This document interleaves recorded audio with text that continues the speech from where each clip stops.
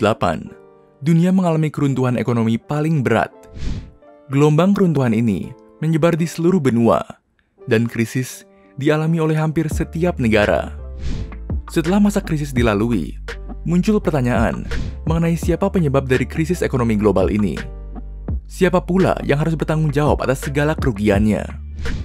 Perusahaan asuransi American International Group dituding sebagai dalang krisis 2008.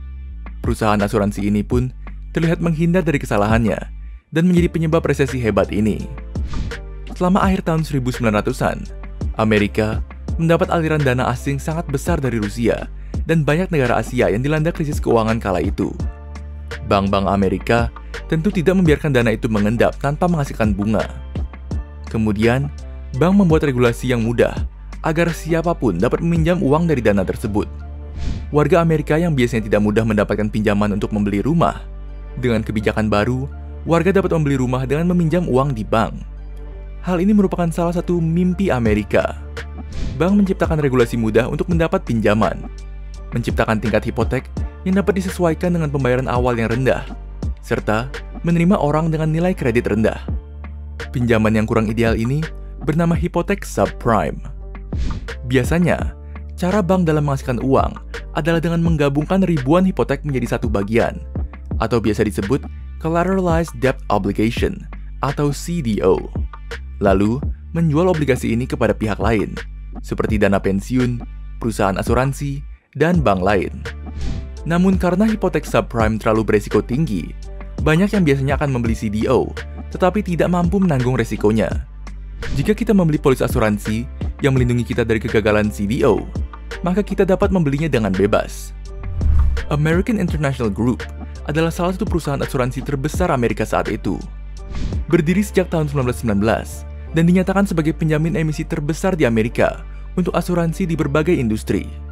Tahun 2008, aset AIG mencapai ratusan miliar dolar dan sedang dalam proses menjadi perusahaan pertama yang mencapai kapitalisasi pasar triliunan dolar. Inilah yang dilakukan AIG dalam mengubah CDO yang berisiko menjadi lebih aman. Di salah satu kantor cabangnya di London, AIG menjual asuransi kepada CDO yang memiliki peringkat kredit sangat buruk.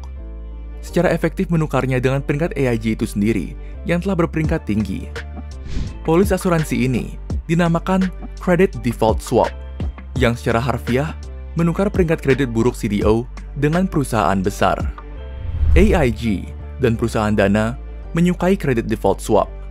Dalam waktu 5 tahun, hasil Credit Default Swap memperoleh pendapatan 4 kali lipat, atau menjadi lebih dari 3 miliar dolar per tahun. Setiap kali AIG menjual Credit Default Swap, mereka menghasilkan uang gratis dari premi yang dibayarkan.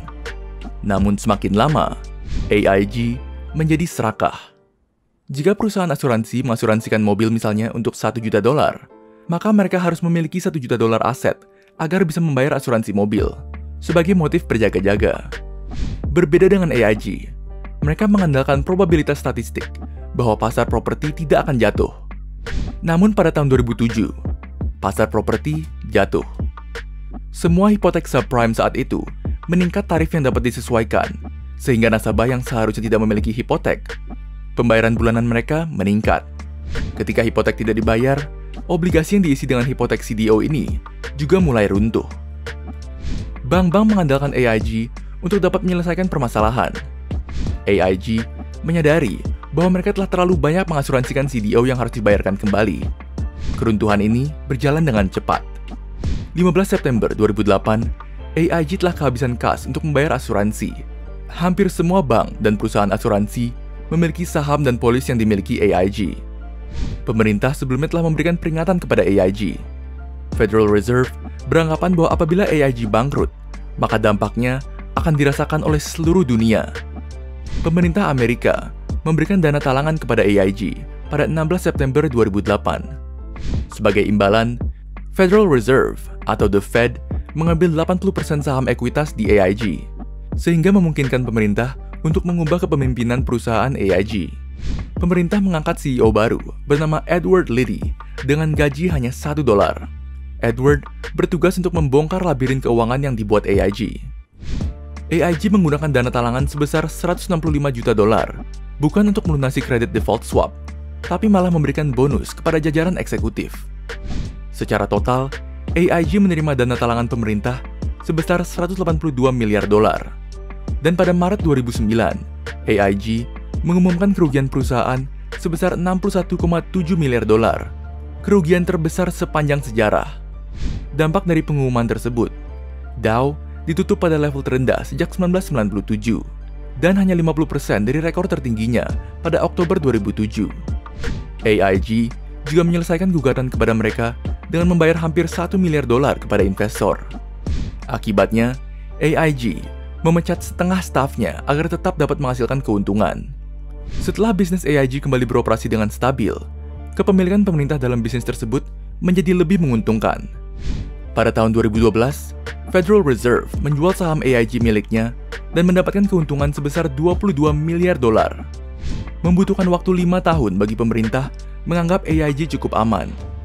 AIG akhirnya kembali beroperasi hanya sebagai perusahaan asuransi biasa.